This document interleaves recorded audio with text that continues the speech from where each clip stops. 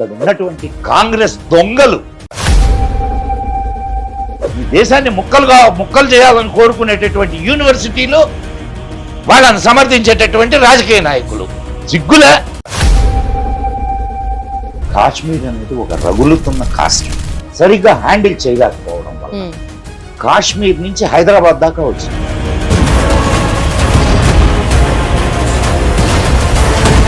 సింధూర్ అని పెట్టాడు దీనికి.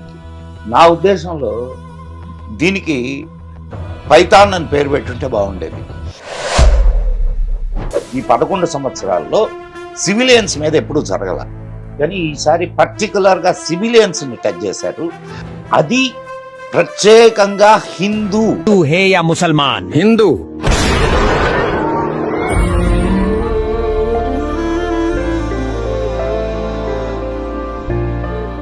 ఒక్క న్యూక్లియర్ బాంబు భారతదేశం మీద పడితే ఈ భూమి మీద పాకిస్తాన్ అనేటటువంటి దేశమే ఉండదు. Right it.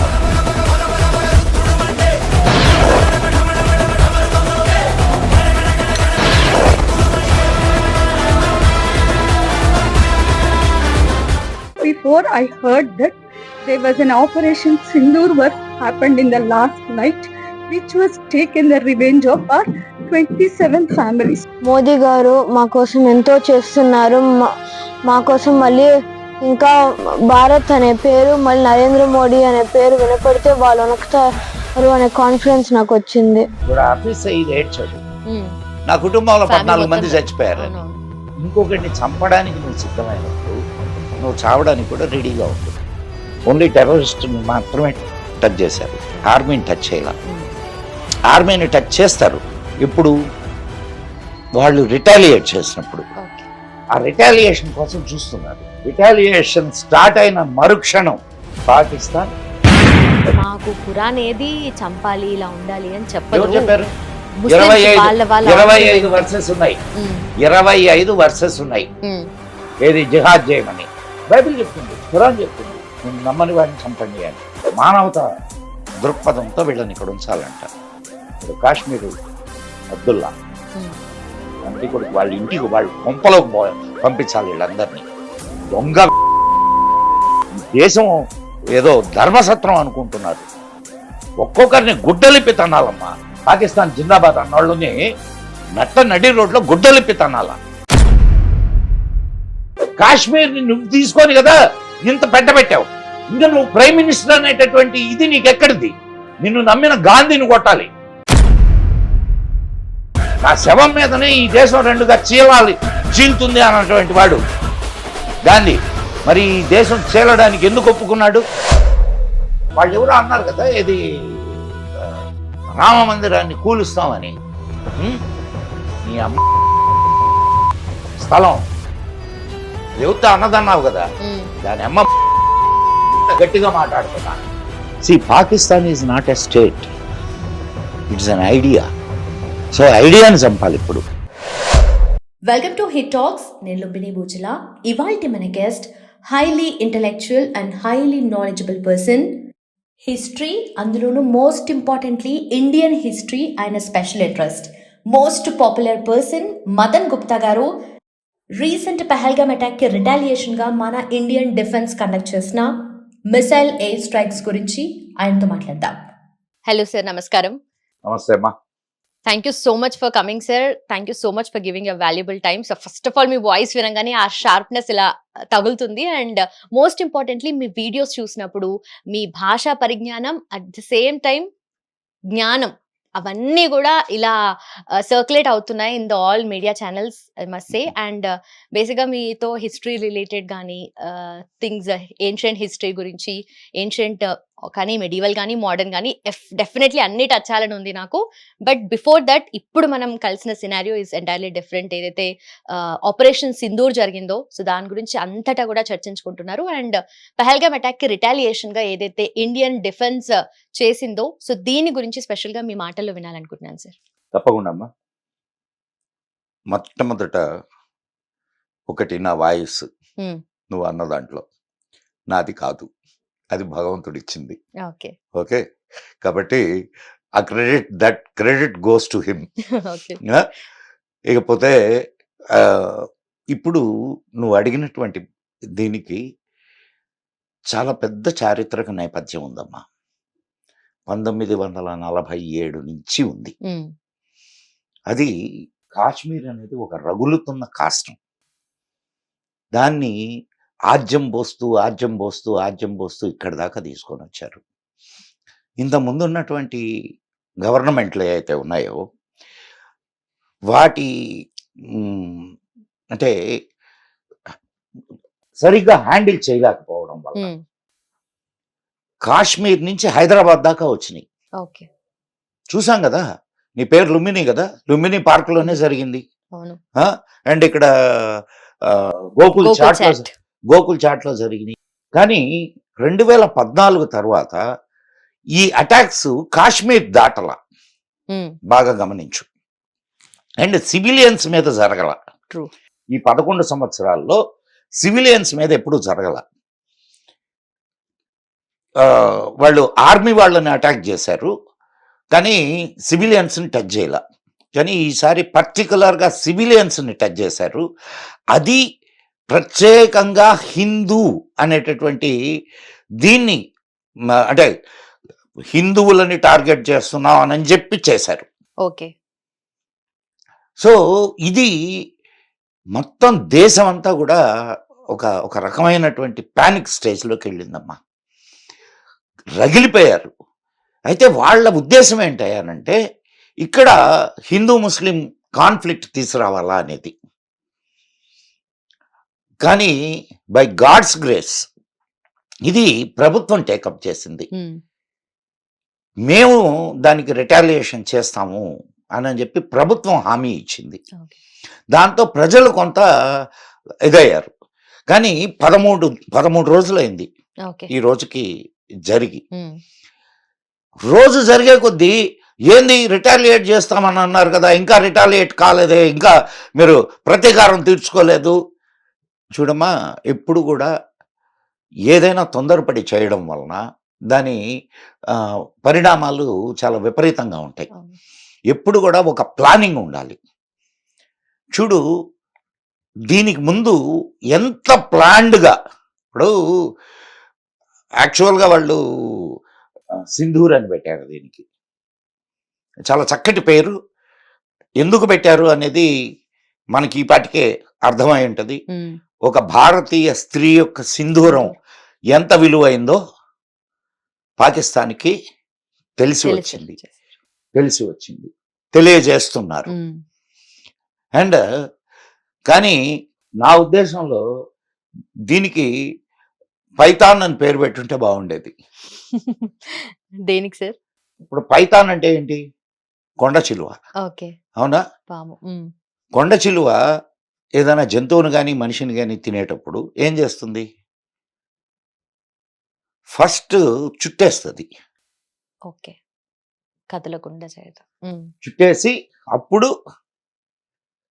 తన నోటితో ఇది చేస్తుంది, మింగడం మొదలెట్టుద్ది.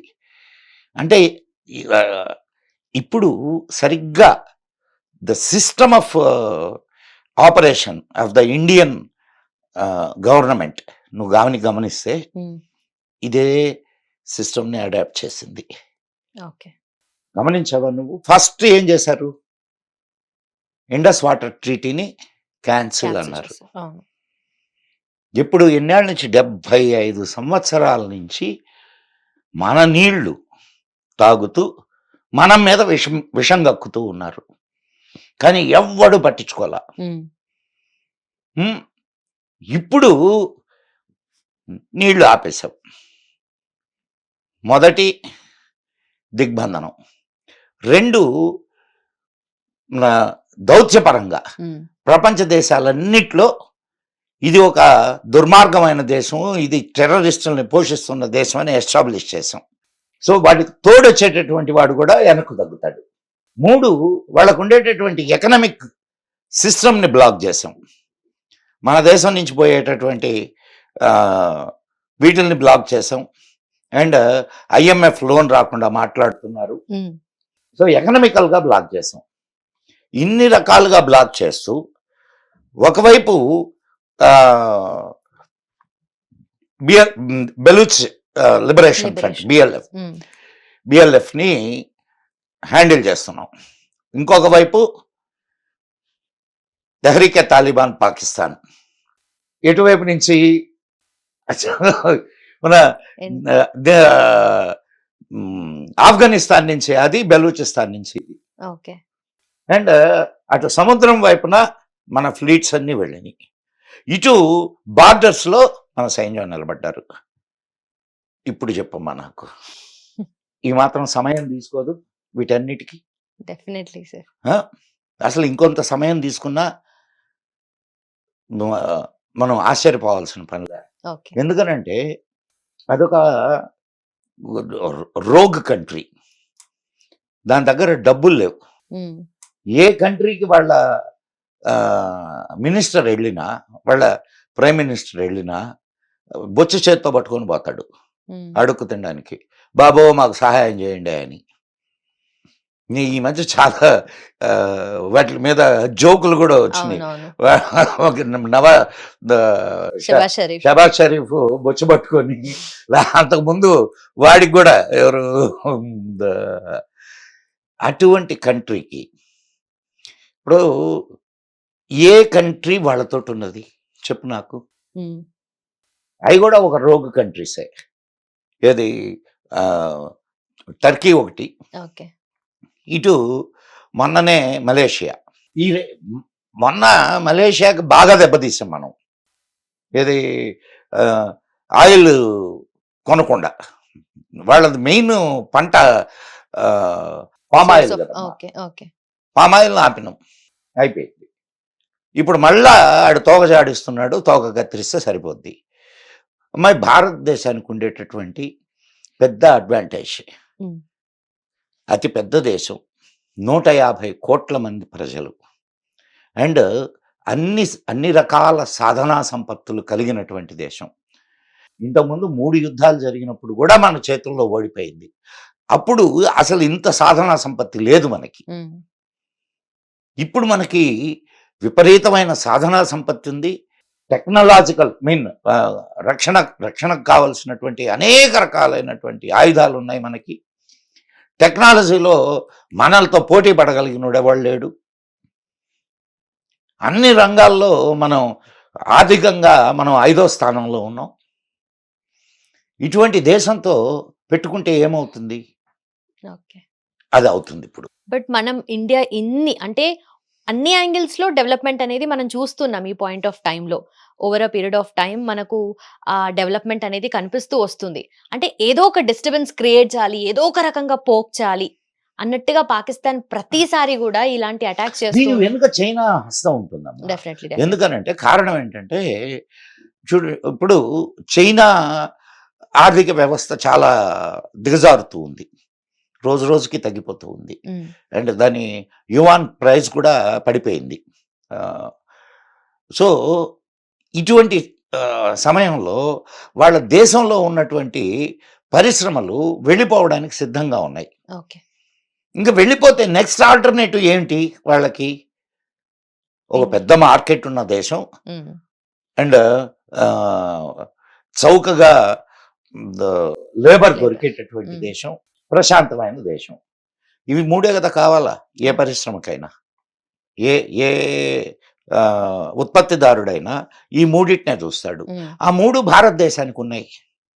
ప్రశాంతమైన దేశం, ఇక్కడ డిస్టర్బెన్సెస్ ఉన్నాయి అని కానీ ఇది చేయగలిగితే ఇక్కడికి పరిశ్రమలు రావు. దానికి ఇక్కడ ఉన్నటువంటి దేశద్రోహులు కూడా చేయూతనిస్తుంటారు.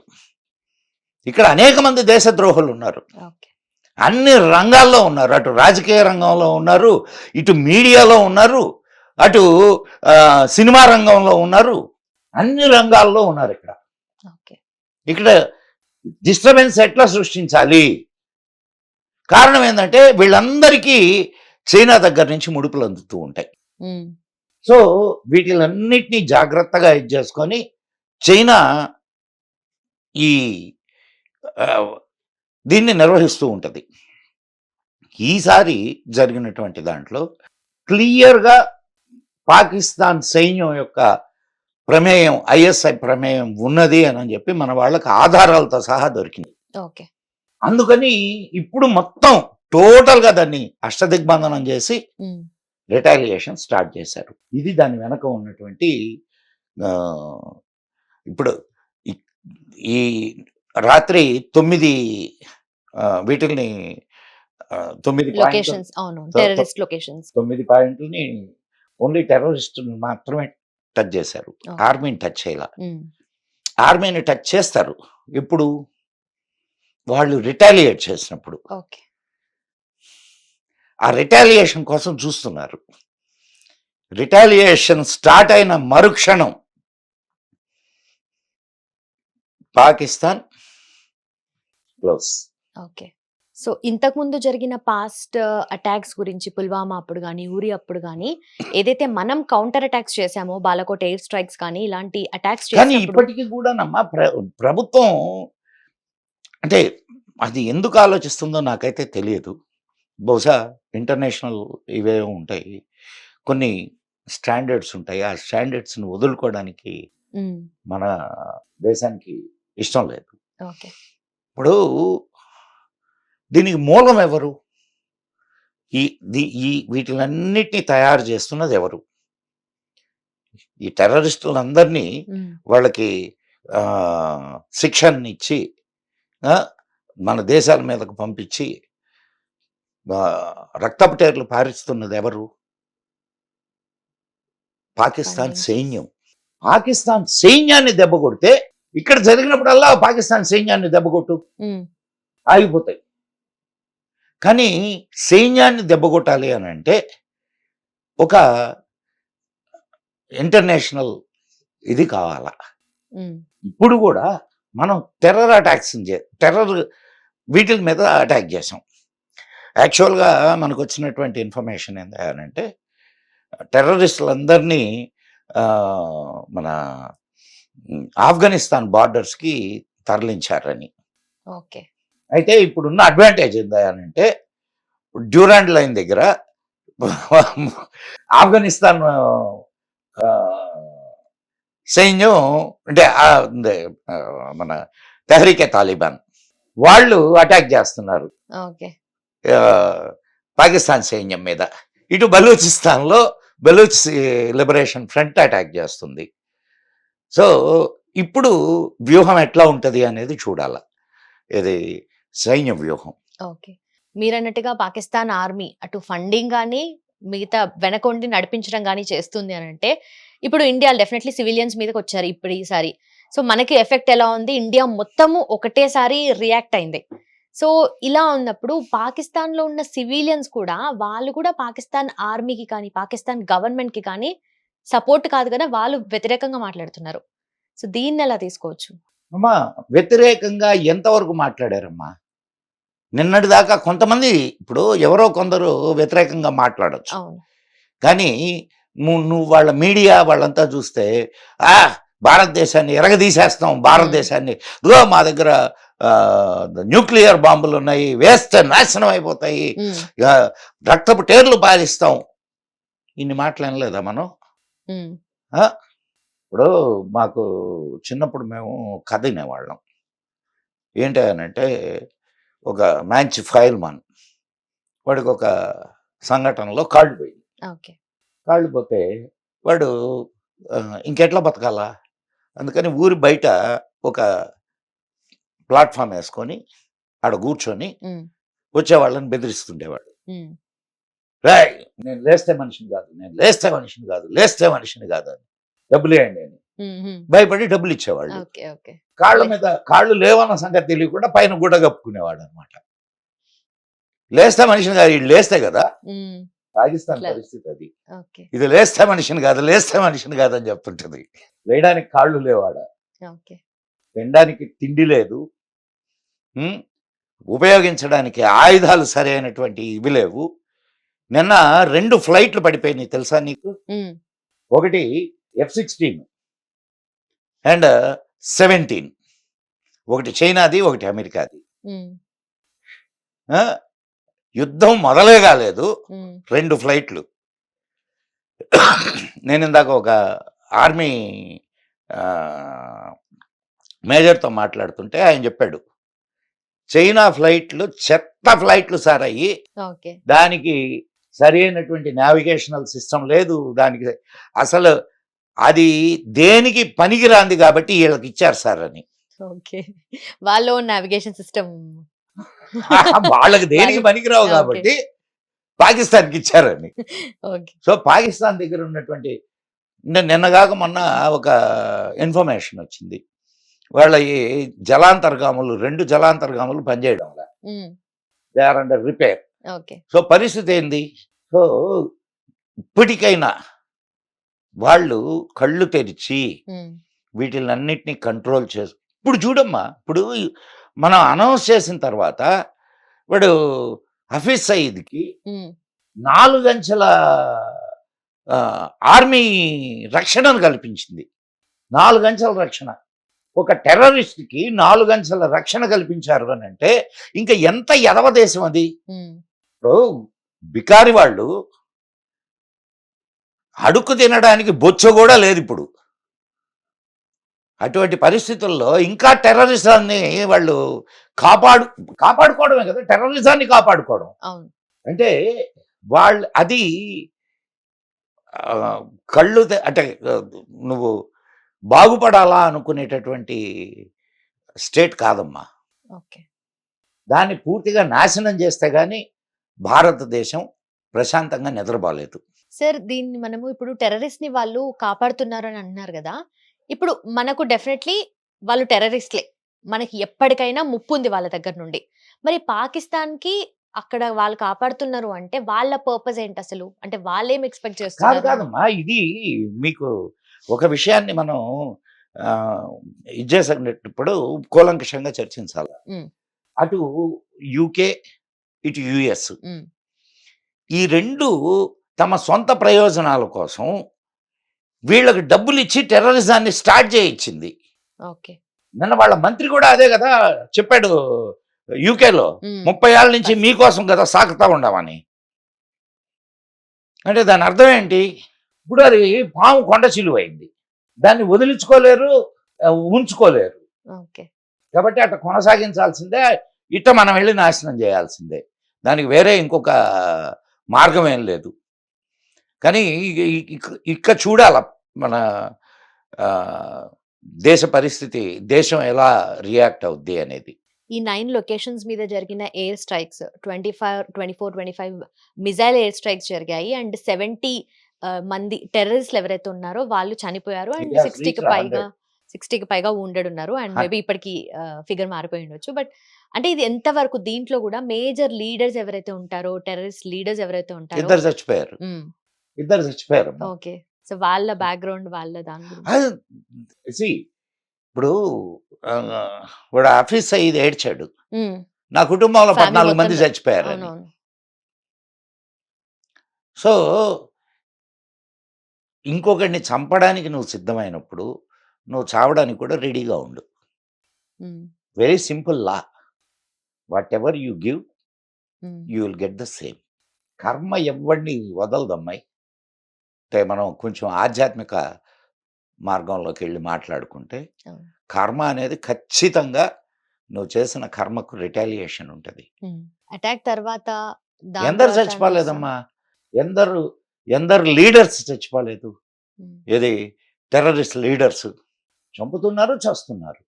ఇది వాళ్ళ యొక్క మానసిక స్థితి అమ్మా. నువ్వు జాగ్రత్తగా గమనిస్తే దిస్ ఇస్లామిక్ టెర్రరిజం ఎటువంటిది అని అంటే, ఫస్ట్ జిహాద్ అంటారు, అంటే వేరే మతస్థులు ఎవరైతే ఉంటారో వాళ్ళందరినీ చంపేస్తూ వచ్చారు. ఇప్పుడు నీకు పాకిస్తాన్లో అదే పరిస్థితి. మనకు పాకిస్తాన్ ఏర్పడినప్పుడు 23% హిందువులు ఉండారు అక్కడ. ఇప్పుడు 0.5% ఏమో ఉన్నారు. ఏమయ్యారు వాళ్ళందరూ? అందరూ చంపబడ్డారు, మతం మార్చబడ్డారు, చంపబడ్డారు. సో జిహాద్ అయిపోయింది.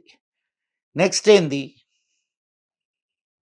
ఇప్పుడు చంపడం అలవాటు పడిన వాడికి ఏముంటుంది నెక్స్ట్?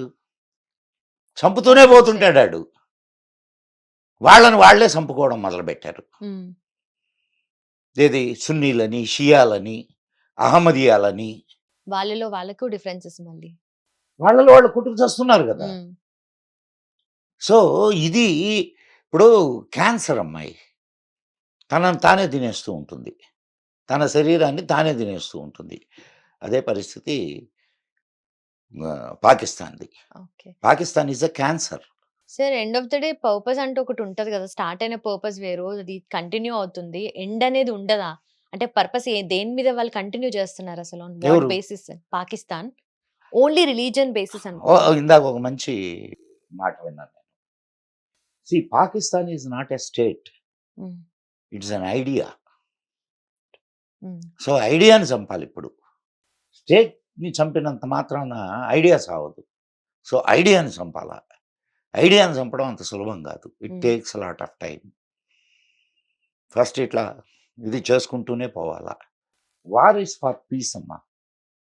నీకు తప్పని పరిస్థితుల్లో వార్ అనేది ఎప్పుడు కూడా లాస్ట్ ఆప్షనే. కానీ ఎన్నేళ్ళు ఇలా భరిస్తూ పోతావు? దీనికి అనేది ఒక అంతం అనేది ఉండాలి కదా. ఆ అంతం లేకుండా ఎక్కడి దాకా వెళ్తావు? ఎంతమంది నీ వాళ్ళని చంపుకుంటూ కూర్చుంటావు? మీరు అన్నట్టుగా ఐడియాని చంపాలి అని అన్నారు కదా sir. What is the idea sir? ఇదే ఇస్లామిక్ జిహాద్. ఇస్లామిక్ జిహాద్ ఈజ్ అన్ ఐడియా అండ్ దానికి terrorism is the weapon. So Islamic terrorism ఇది వాళ్ళ మతం బోధించేటటువంటి విషయం. సో వాళ్ళ సైడ్ ఆఫ్ ద ఆర్గ్యుమెంట్ అంటే, నేను ఓన్లీ రిలీజియన్ వైజ్ గా మాట్లాడితే, ఎవరైతే మన ఇండియాలో ఉన్న ముస్లిమ్స్ కూడా ఆ, మాకు ఖురాన్ ఏది చంపాలి ఇలా ఉండాలి అని ఎవరు చెప్పరు. చెప్పారు?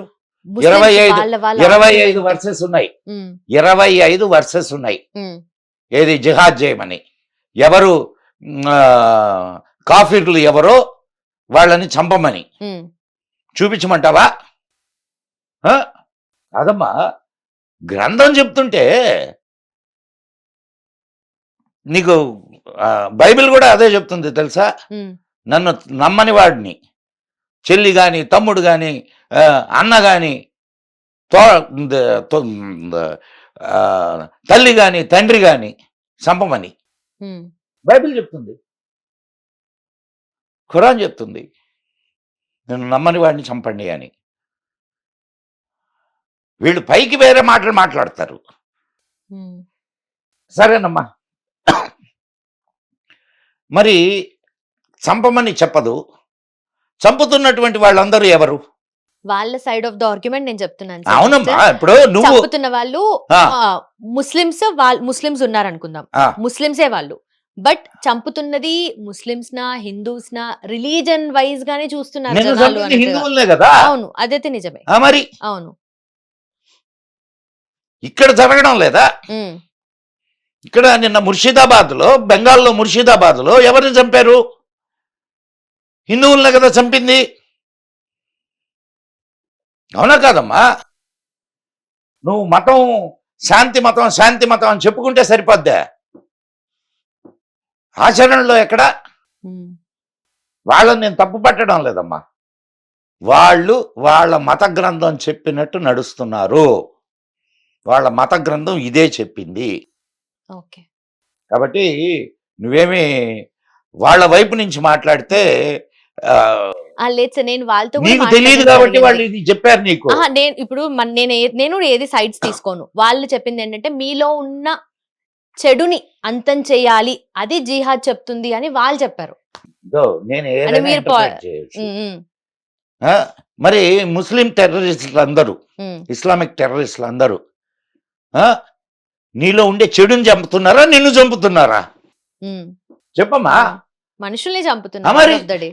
మరి ఏది కరెక్ట్?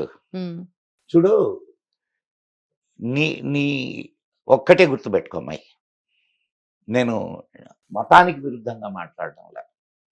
భారతదేశంలో హిందువులు మెజారిటీ ఉన్నంత వరకు మాత్రమే ఇక్కడ సెక్యులరిజం ఇవన్నీ ఉమ్, చెల్లుబాటు అవుతాయి. హిందువులు మైనారిటీలు అయినటువంటి మరుక్షణం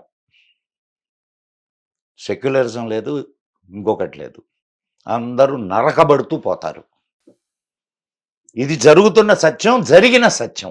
నిన్నగాక మొన్న బంగ్లాదేశ్లో జరిగిందా లేదా? అక్కడ ఎవరైనా టెర్రరిస్టులు వచ్చి చంపారా? కామన్ పీపుల్ వెళ్ళారు. సందేశ్ ఖల్లీలో ఏం జరిగింది?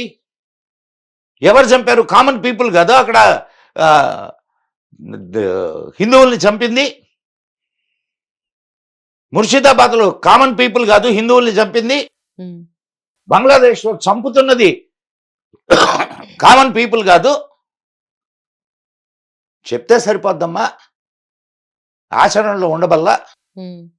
నీ ప్రశ్నకి సమాధానం దొరికినట్టేనా? దొరికింది సార్, దొరికింది. అయితే ఇప్పుడు న్యూక్లియర్ బాంబింగ్ గురించి మాట్లాడుతున్నారు. ఇప్పుడు మళ్ళీ debate around nuclear bombing. Okay, రెండు రెస్పెక్టివ్ నేషన్స్ ఏవైతే ఉన్నాయో అవి కూడా 2 న్యూక్లియర్ నేషన్సే. బట్ ఒక్కసారి పాకిస్తాన్ మేము న్యూక్లియర్ బాంబ్ మీరు అన్నట్టుగా ఇందాక లేస్తే మనిషిని కాదు ఒక సైనికుడు చెప్పిన మాట ఇప్పుడు నీకు చెప్తా.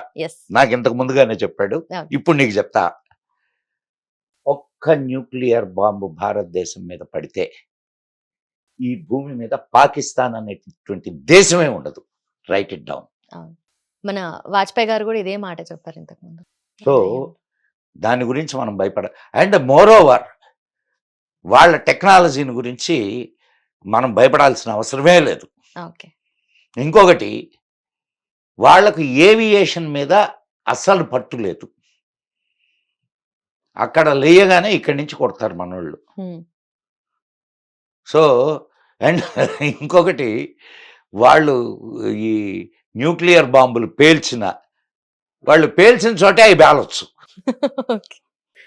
కాబట్టి వాళ్ళ టెక్నాలజీ, వాళ్ళ దీని గురించి మనం ఆలోచించాల్సిన పని లేదు, భయపడాల్సిన పని లేదు.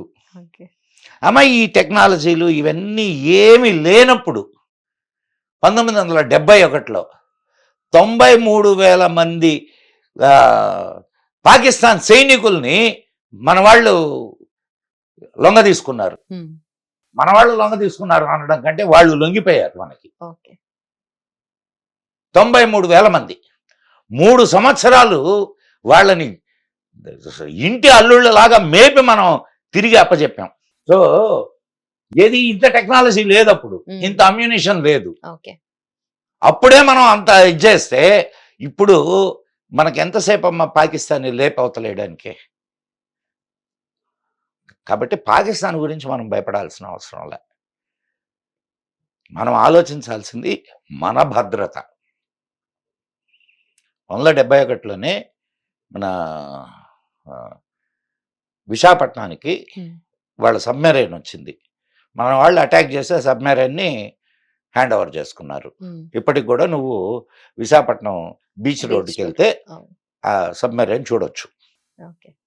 కాబట్టి మనకు అంత టెక్నాలజీ లేనప్పుడే, అమ్మాయి ఒక్కటే గుర్తుపెట్టుకోమ్మా, మన సైనికులకు అండగా మన దేశం ఉంది. వాళ్ళ సైనికులకి అండగా వాళ్ళ దేశము లేదు, వాళ్ళ సైన్యం కూడా వాళ్ళకు అండగా లేదు. కాబట్టి వాళ్ళు దేశాన్ని నమ్ముకొని వాళ్ళు యుద్ధం చేయరు. నువ్వు ఎందుకు గట్టిగా ఒక్క దెబ్బగా తగిలితే ఎక్కడోళ్ళు అక్కడ పారిపోతారు వాళ్ళు. ఇది ఆ జాతి లక్షణం. మన వాళ్ళు ఒక్క దెబ్బ తగిలితే, మన చైనా విషయంలో ఏం జరిగింది? ఒక్క దెబ్బ తగలంగానే మన వాళ్ళని ఎంతమందిని చంపుతున్నారు, అవునా కాదమ్మా? సో మన వాళ్ళకి తిరగబడే లక్షణం ఉంది, వాళ్లకు పరిగెత్తే లక్షణం ఉంది. కాబట్టి మనం పాకిస్తాన్ గురించి ఆలోచించాల్సిన, కొంత నష్టం జరుగుద్ది, ఆ నష్టానికి మనం సిద్ధమై ఉండాల. కానీ ఒక శాశ్వత పరిష్కారం కోసం మనం ముందుగా అడుగు వేసేటప్పుడు కొన్నిటిని కుछ पाना चाहे तो कुछ खोना पड़ेगा. అండ్ బార్డర్స్ దగ్గర ఎవ్రీ టైం సిచ్యువేషన్ చేంజ్ అవుతూనే ఉంటుంది కదా సార్. ఎప్పుడు ఎలా అవుతుందో చెప్పలేము. సో మనకు పాక్ ఆక్యుపైడ్ కాశ్మీర్ కానీ, ఇటు చూసుకుంటే చైనా సైడ్ నుండి కానీ, అండ్ ఇక్కడ బంగ్లాదేశ్ ఇల్లీగల్గా వాళ్ళు వస్తూ ఉంటారు. అంటే అన్ని సైడ్స్లో మనము ఏదో ఒక రకంగా ఎఫెక్ట్ అవుతూనే ఉన్నాం each and every day. So దీన్ని ఈచ్ అండ్ ఎవ్రీ డే మనం ఎఫెక్ట్ అవుతున్నాము అని అంటే కారణం ఏమిటి? ఇక్కడ ఉన్నటువంటి పాలకుల లోపం. ఇప్పుడు కాంగ్రెస్ హయాంలో ఎవడైనా రండి, ఇది సత్రం, 7 కోట్ల మంది బంగ్లాదేశీలు ఉన్నారు భారతదేశంలో. 7 కోట్ల మంది ఉన్నారమ్మా. ఉమ్, పాకిస్తానీలు లీగల్గా వచ్చిన పాకిస్తానీలు, లీగల్గా అంటే మీరు వీసా తీసుకొని వచ్చిన పాకిస్తాన్లో 5 లక్షల మంది ఉన్నారు. ఓకే. ఇప్పుడు తిప్పి పంపించడానికి చూస్తే ఎవడెక్కడ ఉన్నాడో తెలియదు. అంటే తిప్పి పంపించేటటువంటి వ్యవస్థను కూడా మనం నిర్మాణం చేసుకోవాలా. ఇప్పుడు నీకు వీసా ఇచ్చారు, ఉమ్, ఒక 4 రోజులకు వీసా ఇచ్చారు, లేదా ఒక సంవత్సరానికి నువ్వేదో చదువుకోవడానికో దేనికో వీసా ఇచ్చారు, లేదా ఒక 3 నెలలకి నీకు ఇక్కడ ట్రీట్మెంట్ తీసుకోవడానికి వీసా ఇచ్చారు. ఆ తర్వాత రిటర్న్ తర్వాత వెళ్తున్నారా నువ్వు లేదా? పొయ్యావా, ఇక్కడ ఉన్నావా, ఏం చేస్తున్నావు ఉమ్, అని పరిశీలించేటటువంటి వ్యవస్థ ఉందే మనకి? ఎందుకు లేదు? ఎందుకు లేదు? ఇక్కడ ఉన్నటువంటి కాంగ్రెస్ దొంగలు ఆ వ్యవస్థను నిర్వీర్యం చేశారు. ఉమ్, ఎందుకంటే వీళ్ళు దోచుకోవడానికి వచ్చిన వాళ్ళే, వాళ్ళు దోచుకోవడానికి వచ్చిన వాళ్ళే.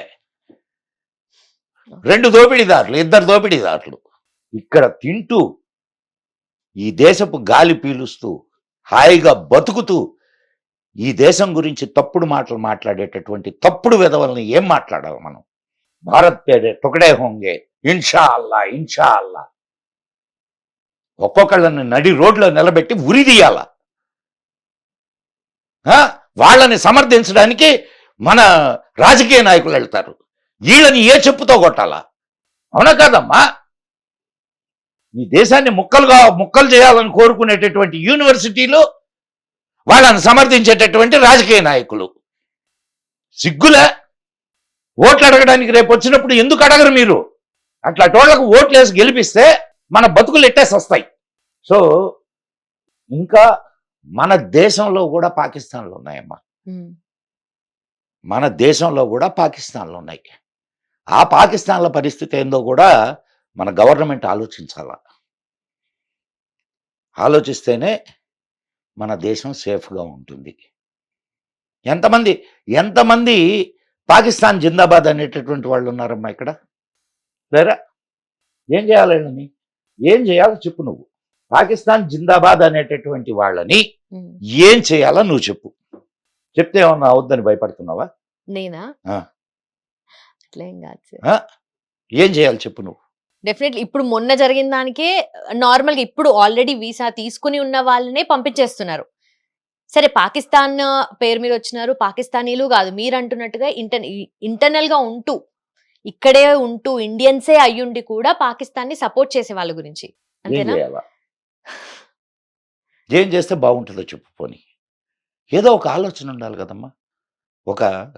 నువ్వు పత్రికా రంగానికి సంబంధించినటువంటి ఉమ్, అమ్మాయివి, పాత్రికేయ రంగానికి సంబంధించిన దానివి, ఒక ఐడియా ఉండాలి కదా, ఒక సొల్యూషన్ ఉండాలి కదా.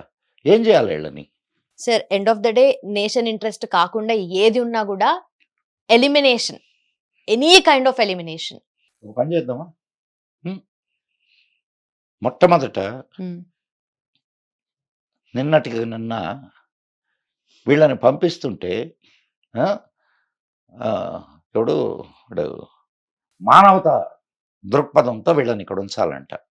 ఇప్పుడు కాశ్మీర్ అబ్దుల్లా ఎంపీ కొడుకు వాళ్ళ ఇంటికి, వాళ్ళు కొంపలోకి పంపించాలి వీళ్ళందరినీ.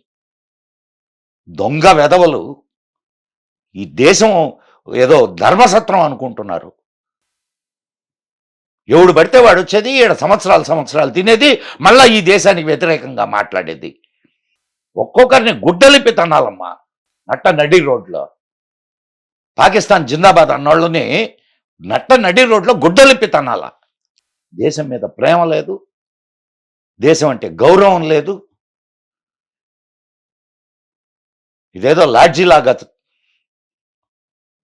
పోనీ లాడ్జీ కంటే కనీసం అద్దెన్న కడతారు, ఇక్కడ అది కూడా కట్టరు. కరెంటు ఫ్రీ, రేషన్ ఫ్రీ, వైద్యం ఫ్రీ, ఎడ్యుకేషన్ ఫ్రీ, అన్నీ ఫ్రీ. కానీ పాకిస్తాన్ జిందాబాద్. మీరు చెప్తుంటే ప్రైమ్ మినిస్టర్ నరేంద్ర మోదీ గారు బిఫోర్ లాస్ట్ ఇయర్ అనుకుంటాను independence day or republic day speech లో చెప్పారు దట్ మనము రైట్స్ గురించి మాట్లాడతాము, ఇండియన్స్ గా మన రైట్స్ గురించి మనం అడుగుతాం, తప్పులేదు, కానీ we have to prioritise our duties అని చెప్పి. అమ్మాయి, మన వాళ్ళల్లో ఎంతమంది పోయి నేరుగా ఓటేస్తున్నారమ్మా? అది మాత్రం ఎంతమంది పర్సెంటేజ్ నీవు పర్సంటేజ్ ఆఫ్ ఓట్స్ ఎంత ఓట్ పర్సంటేజ్ చెప్పు నాకు? 60%, 65%, 35% పీపుల్ ఓట్ వేయడం లేదనే కదా. ఏం హక్కు ఉంది వాళ్ళకు మాట్లాడడానికి? నువ్వు ఓటేస్తే నీకు హక్కు ఉంటుందమ్మా. You will have right to ask. Yes, నేను ఓటేసాను, నేను అడుగుతున్నా. ఓటేయవు, ఓటేయడానికి బద్ధకం. అబ్బా ఎండుగా ఉంది, మళ్ళా బయటకు వచ్చి ఇదిగో ప్రభుత్వం అట్ట చేస్తుంది, ప్రభుత్వం ఎట్ట చేస్తుంది. మనం ఎప్పుడైనానమ్మా మన డ్యూటీని మనం నిర్వర్తించి అప్పుడు ప్రభుత్వాన్ని ప్రశ్నిద్దాం. మన డ్యూటీని మనం చేయం. అదే ఆయన చెప్పింది. నేను పోయినసారి ఒక ఇట్లానే ఇంటర్వ్యూకి వెళ్తే యాంకర్ని అడిగా, నువ్వు ఓటేసావా అని. నేను ఓటు వేయలేదు సార్ ఇప్పుడు దాకా. నీకు యాంకర్గా నిలబడేదానికి అర్హత ఉందా అని అడిగా. ఒక బాధ్యత గల పౌరురాలి, నీకు ఇష్టం లేదు, నోటా మీద నొక్కు. అవునా కాదమ్మా? మన బాధ్యత మనకున్నది కదా. ఇప్పుడు నువ్వు ఒక పాత్రికేయురాలుగా నీ బాధ్యత ఏంటి? నిజాలని వెలికి తీయడం. నేను నిజాలను వెలికి తీస్తా, ఓటు మాత్రమే వేయను. ఎట్లా? చాలా మంది ఉంటారు సార్, అది నిజంగా చాలా very basic thing to do. మనం వేసుకోవాల్సిన ప్రశ్న లుంబిని, ఇప్పుడు నిన్ను నువ్వు విమర్శించుకోలేకపోతే, నిన్ను నువ్వు ప్రశ్నించుకోలేకపోతే నువ్వు రేపు ఇక ఏం సాధిస్తావు? కాబట్టి ముందు కానీ ఈ సమయం అది డిస్కషన్ కాదు.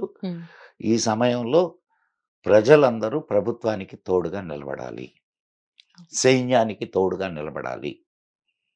అండ్ ప్రభుత్వం ఇచ్చేటటువంటి ఆజ్ఞలను మనం ఖచ్చితంగా పాటించాలి.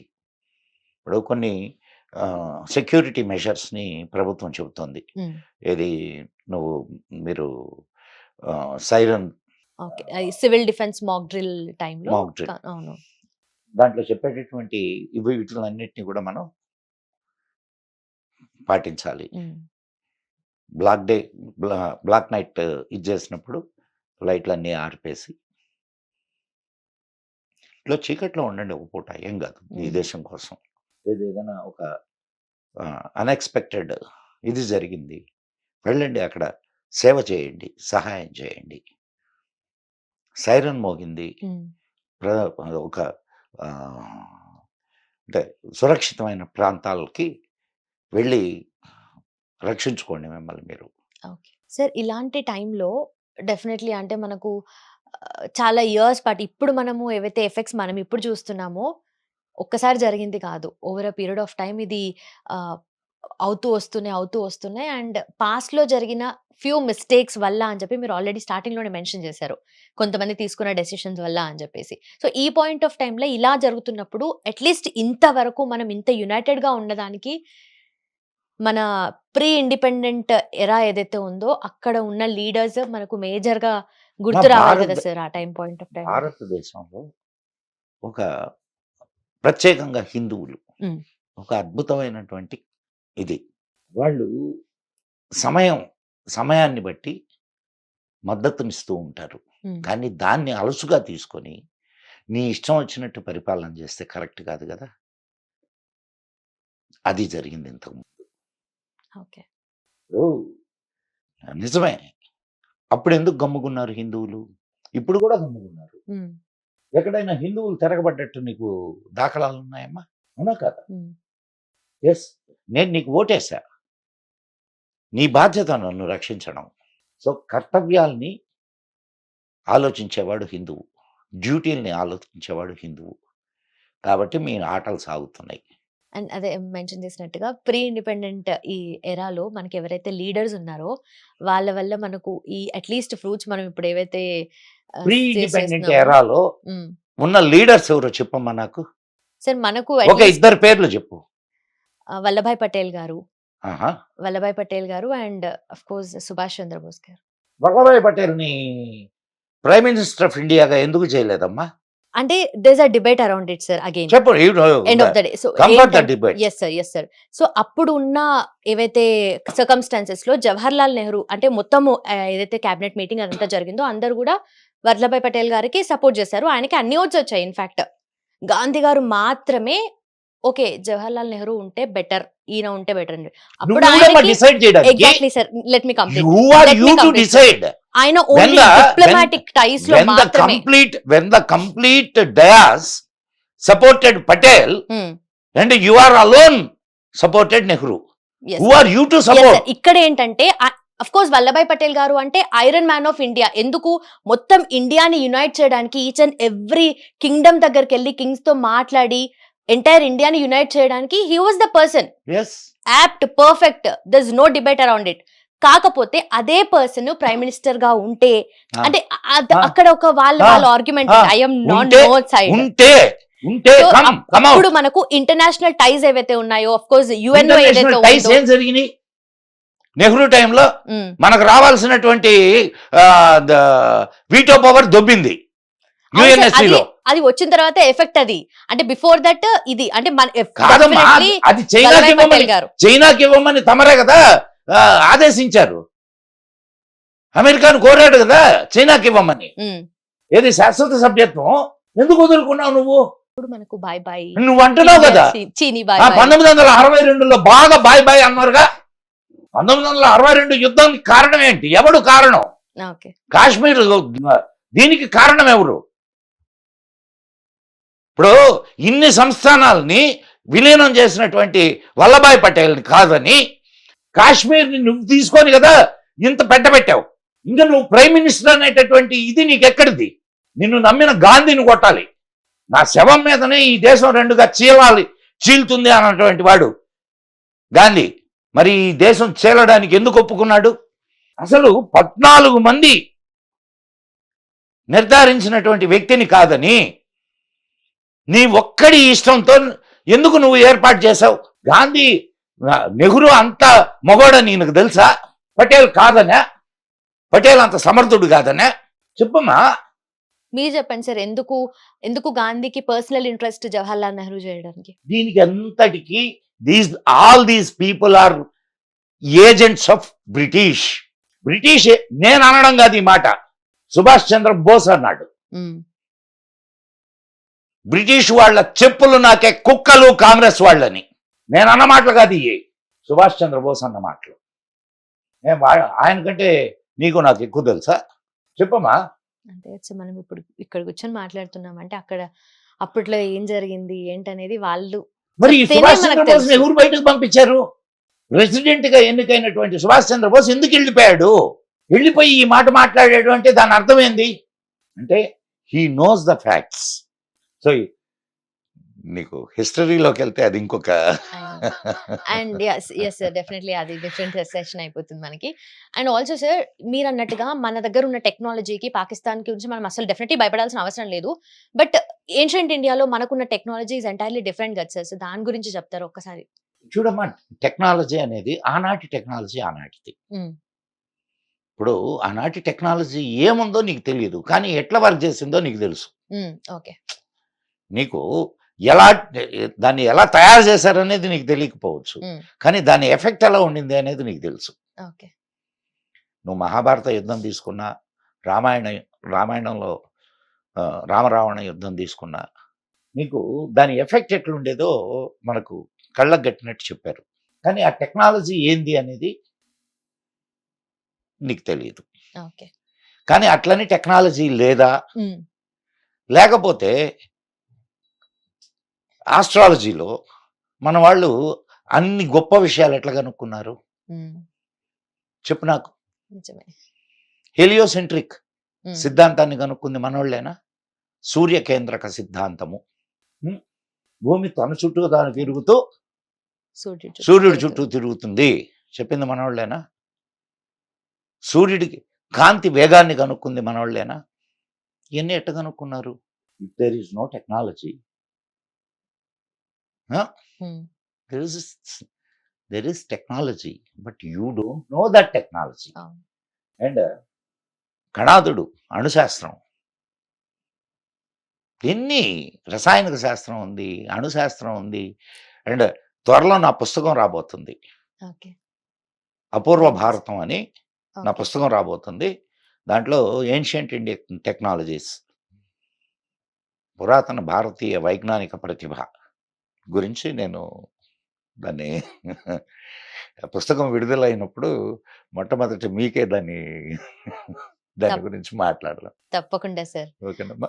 Yes sir. అండ్ ఆల్సో అదే మీరన్నట్టుగా గూడా అంటే టెక్నాలజీ గురించి ఎఫెక్ట్స్ మనం చూసాము. అంటే దాని రిజల్ట్స్ మనం చూసాము. Definitely A kind of technology use చేశారు అదంతా పాస్ట్ మనకంతా తెలియకపోవచ్చు. బట్ ఇప్పుడున్న కరెంట్ సినారియోకి ఆ ఏన్షియంట్ టెక్నాలజీ మన దగ్గర నిజంగా ఉండుంటే ఇప్పుడు ఏ టెక్నాలజీ అయితే ఇప్పుడు కరెంట్ సినారియోకి యాప్ట్? కాదమ్మా. నువ్వు ఇప్పుడుండే టెక్నాలజీతో పాత టెక్నాలజీని పోల్చకు. హ్మ్. నంబర్ 1. హ్మ్.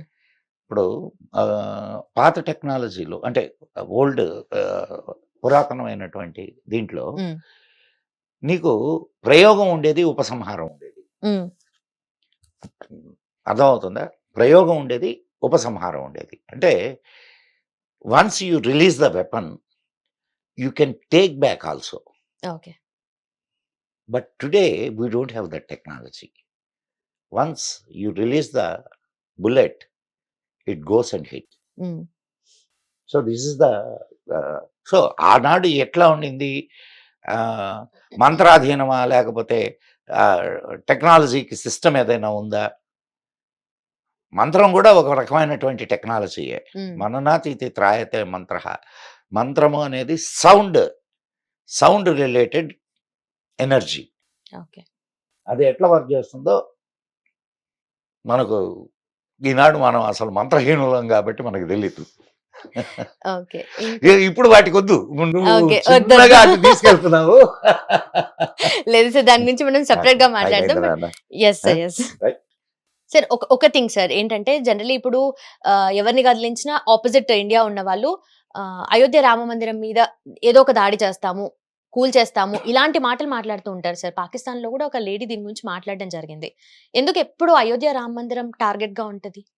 అసలు రాముడు ఈ దేశానికి నడక నేర్పినటువంటి మహానుభావుడు. హ్మ్.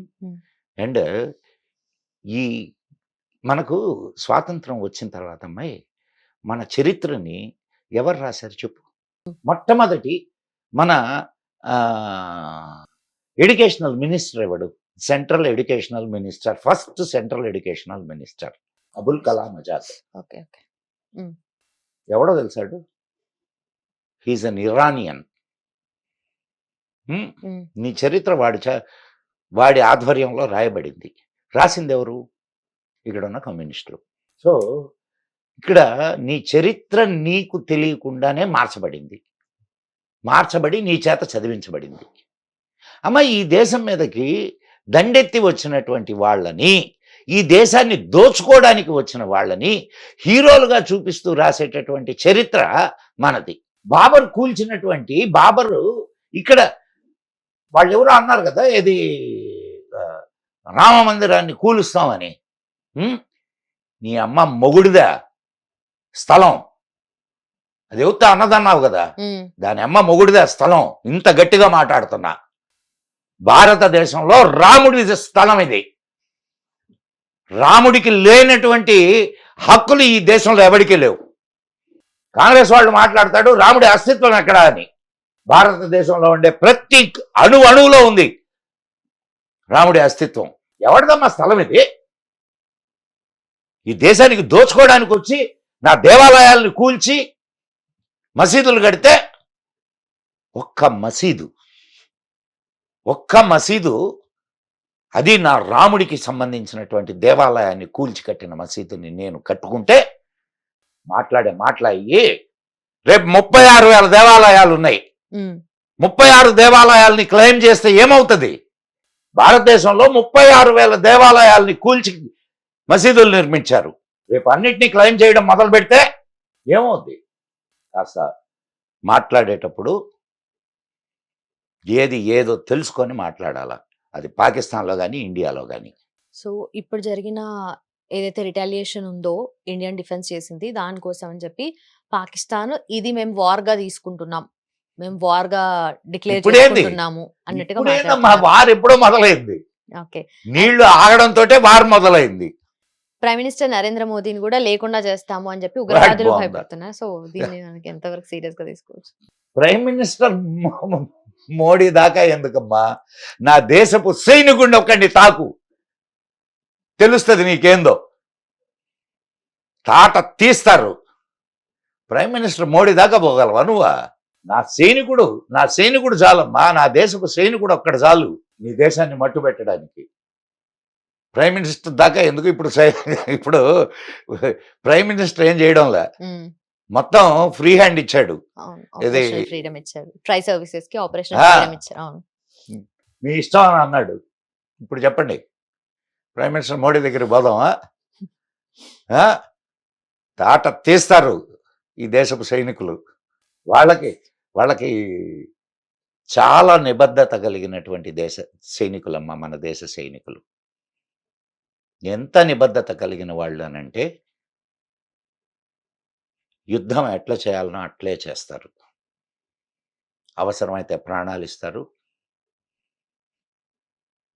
అవకాశం వచ్చినప్పుడు ప్రాణాలు తీస్తారు. కాబట్టి నువ్వు నేను హాయిగా నిద్రపోతున్నావు ఇంట్లో. నిజం. లేకపోతే ఈ చుట్టూ ఉన్నటువంటి రాక్షసులు మనల్ని ఎప్పుడో తినేసేవాళ్ళు. సో మళ్ళా ఇంకొక ఎపిసోడ్లో మనం డెఫినెట్లీ సార్, హాయిగా మాట్లాడుకుందాం. Definitely sir. ఆన్ దాట్ నీ నోట్ నీ అనుమానాలన్నీ ఖచ్చితంగా తీర్చుకుందాం. ఏది ఓకే సార్. అటు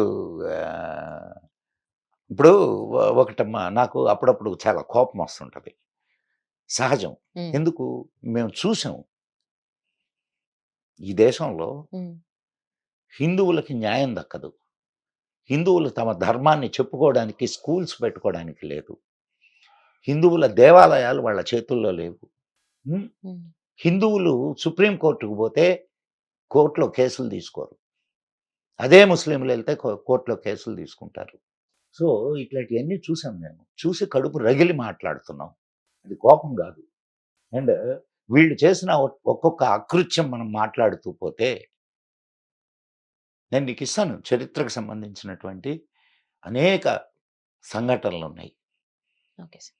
అసలు జాగ్రత్తగా గమనిస్తే కాంగ్రెస్ చరిత్ర ఒక బూటకపు చరిత్ర. ఎవడమ్మా చివరిగా నేను కాంగ్రెస్ని స్థాపన చేసింది ఎవరమ్మా? ఫస్ట్ స్టార్ట్ చేసింది అయితే ఏవో హ్యూమ్ సార్. ఎవడతను? Is retired English officer. ఎందుకు స్టార్ట్ చేశాడు? నీ దేశానికి స్వాతంత్రం తీసుకురావడానికి స్టార్ట్ చేశాడా? సో దాని పుట్టుకలోనే కుట్ర ఉంది. 1857 సిపాయిల తిరుగుబాటు అనే మొదటి స్వాతంత్ర సమరం జరిగిన తర్వాత అనేక రకాలుగా బ్రిటిషర్స్ భారతీయుల్ని మభ్యపెట్టడానికి చేసినటువంటి ఒక పన్నాగంలో భాగం కాంగ్రెస్ నిర్మాణం. సరే, ఇది తర్వాత మనం